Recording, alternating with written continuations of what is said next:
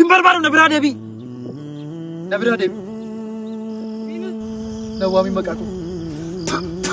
Isheen tufe kana narraa baana. Nawwaamii maqaa koo. Inni irraanfattee waan naan jedhe.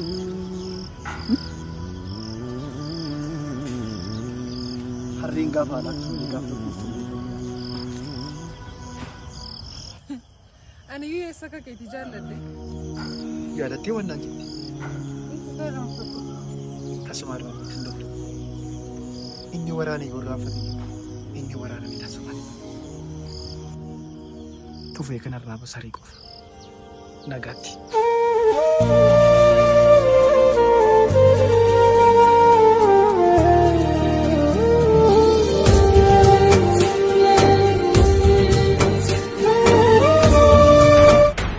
Imala kaayyoo copha yaadaan kuufame. Jecha badaasan gatii maqaa haaraa kan mokkaasu. Ani iyyuu eessa akka keetii jaalladhe. Eeyyee maallaqan qabu. Argachuuf hojii eegaliin jira. Kopheen qulqulleessa. Hojiin koo guyyaa kanadha. Rooba caamatuun jedhin gammachuudhaan galma koo bira ga'uuf tattaaffadha. Qarshiin argadhu osoo hin qisaasessin filannoo koo yeroo hundaa kan ta'e baankii Oromiyaan ol kaawwadha. Akkasiin waggoota muraasa gidduutti milkaa'eera. Abjuu keessan dhugoomsee milkaa'ina kan sin gonfachiisu baankii Oromiyaa, baankii uummataa filannoo keessan jalqabaa godhadha.